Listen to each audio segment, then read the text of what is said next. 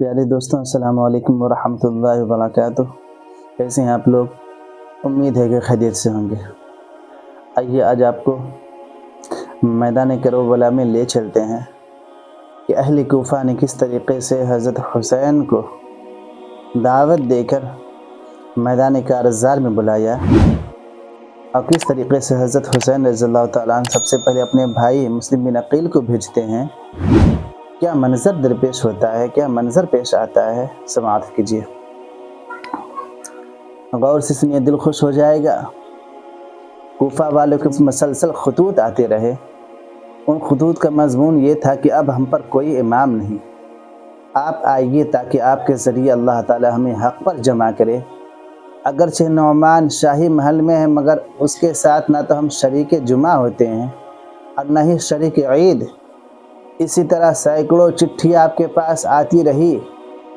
ادھر مکہ مکرمہ کے اکابر صحابہ عبداللہ بن عباس بن زبیر، عبداللہ بن عمرو اور عمرو بن عبداللہ رضی اللہ تعالی عنہ عرض کر رہے تھے کہ ہم نے سنا ہے کہ آپ عراق جا رہے ہیں، ہمیں یقین ہے کہ جن لوگوں نے آپ کو خطوط لکھے ہیں وہی آپ سے لڑیں گے۔ اسی اثنا میں کوفہ والوں کے اور پیغام آئے کہ آپ آئیے، ہم آپ کے ہاتھ پر بیعت کریں گے۔ تو آپ نے صحابہ اکرام سے مشورہ کیا تو یہ بات طے ہوئی کہ سب سے پہلے مسلم بن عقیل کو کوفہ بھیجا جائے، وہ جا کر وہاں کے حالات لکھے۔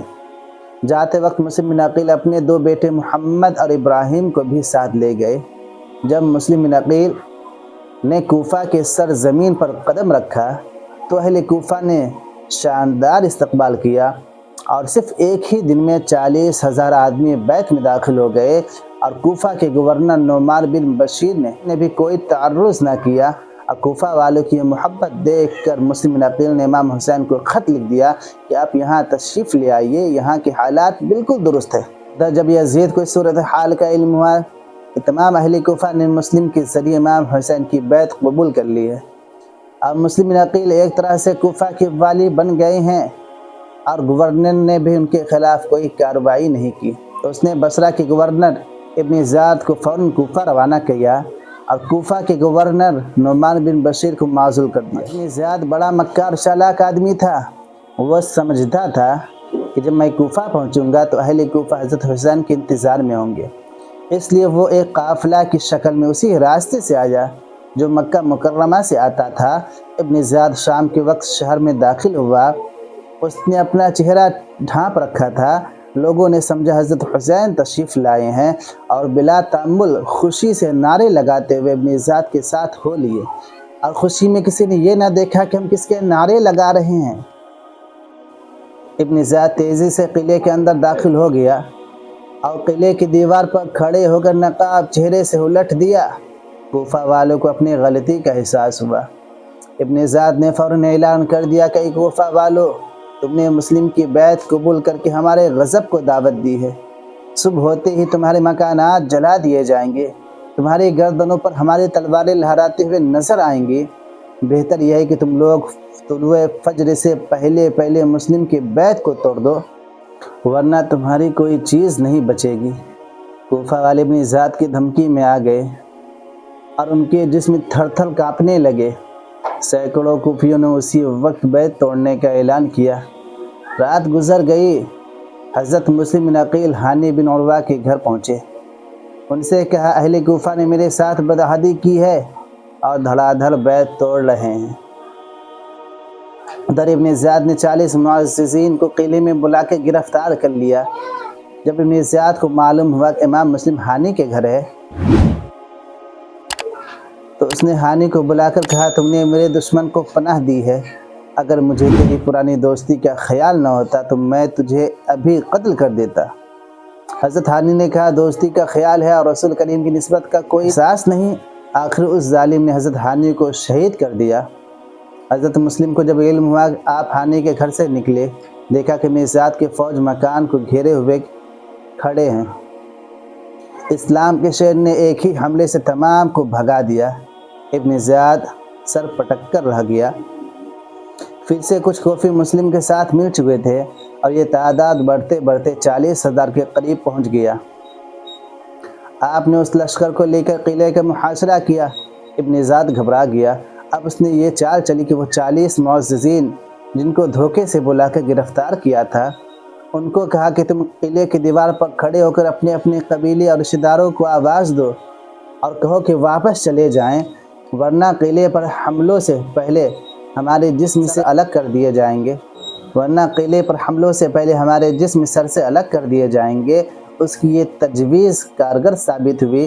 ان 40 آدمیوں نے قلعے پر چڑھ کر گڑ گڑا کر رونا شروع کر دیا کہ اگر تم لوگ واپس نہیں جاؤ گے تو ہم قتل کر دیے جائیں گے۔ بدعہد کوفیوں نے واپس جانا شروع کر دیا اور مغرب تک ایک ایک کوفی بھی باقی نہ بچا۔ امام مسلم طوا نامی عورت کے گھر پناہ حاصل کی۔ ادھر ابن زیاد نے اعلان کیا کہ مسلم کو پناہ دینے والا بھی قتل کر دیا جائے گا، کوئی شخص مسلم کو پناہ نہ دے۔ آج ہر کوفہ اپنا دروازہ بند کر رہا ہے۔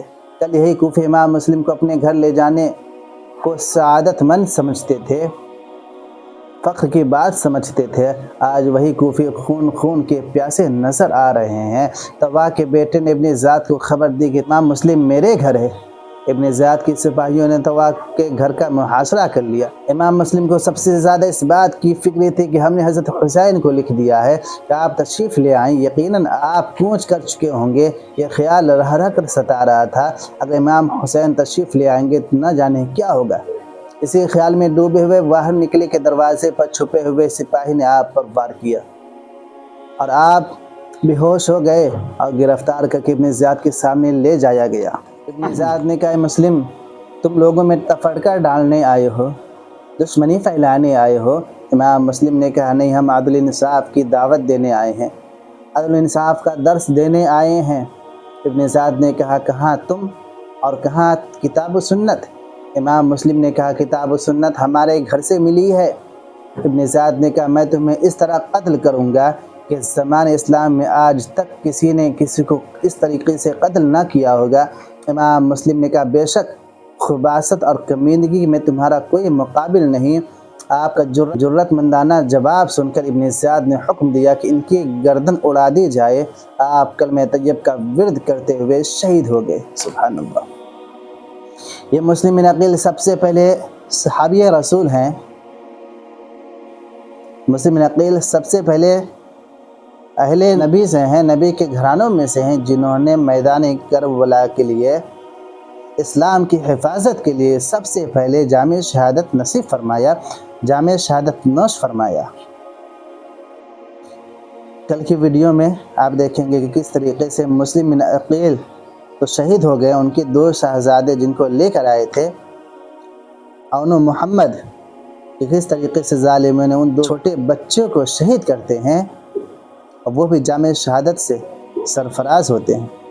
اللہ تبارک و تعالیٰ سے دعا ہے کہ اللہ تبارک و تعالیٰ ہم تمام مسلمانوں کو حضرت مسلم بن عقیل کی طرح دین اسلام سے محبت کرنے کی توفیق عطا فرمائے۔ باخدا الحمدللہ رب العالمین۔